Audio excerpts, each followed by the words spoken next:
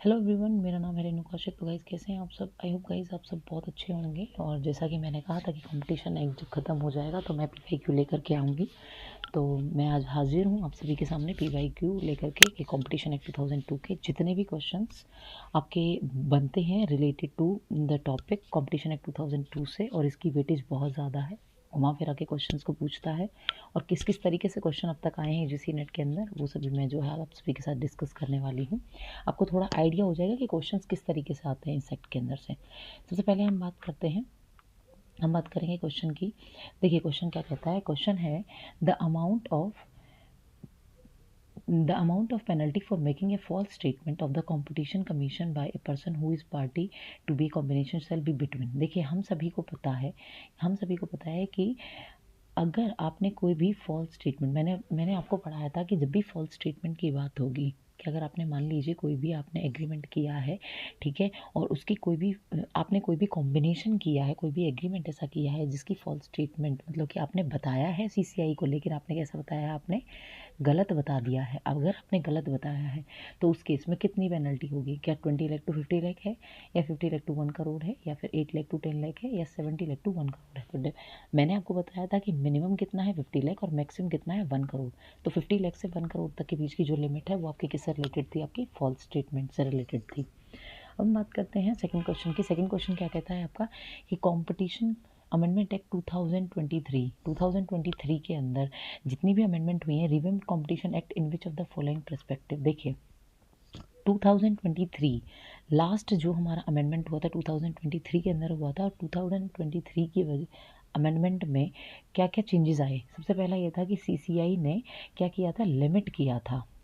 हर एक मर्जर और एक्विजिशन के लिए CCI से अप्रूवल लेने की ज़रूरत नहीं है। सिर्फ और सिर्फ कहाँ तक, 2000 करोड़। मैंने आपको बताया था कि 2000 करोड़ तक के अगर कोई भी ट्रांजैक्शन या कोई भी मर्जर एक्विजिशन आपने किया है तो उस केस में CCI से अप्रूवल लेने की आपको ज़रूरत है।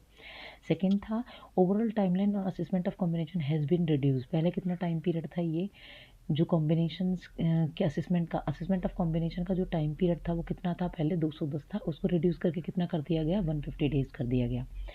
ये क्वेश्चन दोबारा से आ सकता है, बहुत ही इंपॉर्टेंट पॉइंट है, हर एक पॉइंट बहुत इंपॉर्टेंट है। 2023 की जो अमेंडमेंट है वो टॉपिक ही बहुत इंपॉर्टेंट है। सबसे पहला ये था कि आपने एक्विजिशन को एक्सीड, अगर आपकी कोई भी डीलिंग की, अगर आपकी कोई भी जो मर्जर और एक्विजिशन की वैल्यू है अगर वो 2000 करोड़ से ज़्यादा की है तो आपको CCI को बताना है, या उस तक भी है, मतलब कि अगर एक्सीड कर जाती 2000 करोड़ की लिमिट को। सेकंड, अगर आप कोई भी कॉम्बिनेशन कर रहे हैं और उसकी असेसमेंट के जो डेज़ हैं वो पहले कितने थे? 210 है, अब कितने हैं? 150 हो गए हैं, ठीक है। एक्सक्लूसिव सेलिंग एग्रीमेंट को मैंने बताया था आपको कि सेलिंग एग्रीमेंट को किसमें चेंज किया गया था? डील में, क्योंकि सेलिंग वर्ड से बड़ा कौन सा वर्ड है आपका? डीलिंग। अब हम बात करते हैं entity who are not engage in identical.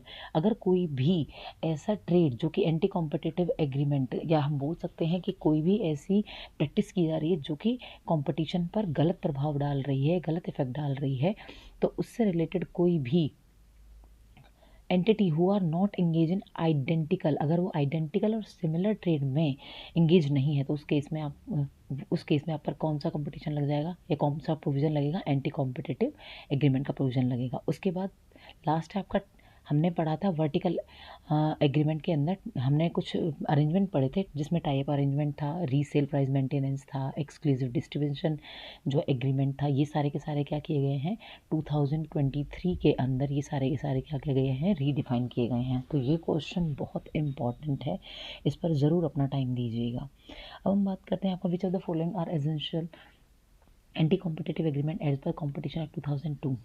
अब हमें पता है, हमने वर्टिकल के पार्ट पढ़े थे, ठीक है, वर्टिकल और हॉरिजेंटल हमने पढ़ा था ना। हॉरिजेंटल में हमने क्या पढ़ा था?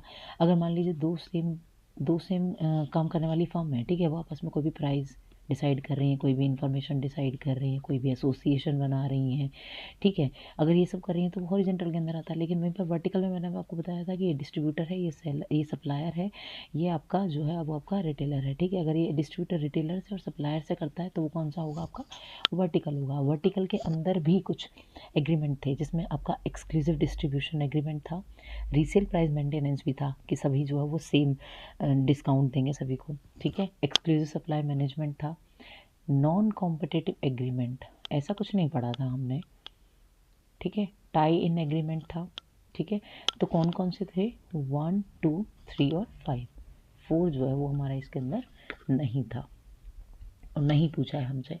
क्वेश्चन है which of the following are not objective of, ये बहुत इंपॉर्टेंट है, ये एचटेट से रिलेटेड भी बहुत इंपॉर्टेंट है। अगर हम देखें क्वेश्चन एचटेट के पर्सपेक्टिव से बहुत ज़्यादा इंपॉर्टेंट है और बहुत ही इजी भी है। देखिए हमने पढ़ा था insure freedom of trade, freedom of trade की बात जो है वो करता है competition act.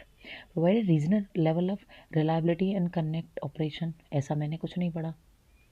Adhere to generally accepted secure procedures, ऐसा हमने कुछ नहीं पढ़ा।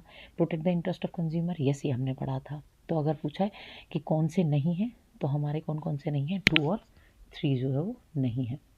अब आता है मैच द फॉलोइंग में आपको बताना है कौन कौन से आइटम्स जो है वो एक दूसरे से कनेक्ट करते हैं। देखिए इंडियन कॉन्ट्रैक्ट एक्ट हम सभी को पता है, इंडियन कॉन्ट्रैक्ट एक्ट हम बात करते हैं कौन सा होता है, 1872, जिसमें हम प्रोमिसरी नोट पढ़ते हैं, आपका बिल ऑफ एक्सचेंज पढ़ते हैं और आपका चेक पढ़ते हैं। Right to information act, RTI act कौन सा है, 2005, आईटी एक्ट कौन सा है, 2000 और कंपटीशन एक्ट हम सभी को पता है कौन सा है, 2002 है। बात करते हैं हमारा लास्ट क्वेश्चन जो कि फिर से किस पर आया है, ऑब्जेक्टिव पर। ऑब्जेक्टिव बहुत ज़्यादा इंपॉर्टेंट है कि कौन सा इसमें से ऑब्जेक्टिव जो है वो नहीं पूछा है। हम सभी को पता है कंपटीशन को इंक्रीज करना इसका ऑब्जेक्टिव था, अब्यूज ऑफ डोमिनेंट पोजीशन को प्रिवेंट करना था, प्रिवेंट मोनोपोली ये हमने नहीं पढ़ा था, monopoly right arising out of intellectual property right, ये तो इसके अंदर आता ही नहीं है। ये कहाँ पढ़ा था हमने, MRTP एक्ट के अंदर पढ़ा था। रेगुलेशन मर्जर एंड एक्विजिशन हमने कहा था, ये भी हमारा जो है वो कंपटीशन का जो है वो पार्ट है। तो ये सारे के सारे जो है वो कंपटीशन एक्ट के अंदर आते हैं, बट जो ये है वो हमारा इसके अंदर नहीं आता है। So thank you so much guys, ये सभी क्वेश्चंस थे जो बहुत ज़्यादा इंपॉर्टेंट थे और जो क्वेश्चन मैंने आपको कराया है 2023 की जो अमेंडमेंट मैंने आपको कराई है उनको फिर से एक बार देखिएगा, और जो वर्टिकल एग्रीमेंट और हॉरिजेंटल एग्रीमेंट के अंदर जो सब पॉइंट्स थे उनको भी एक बार ज़रूर देखिएगा इस वीडियो के अंदर। Thank you so much.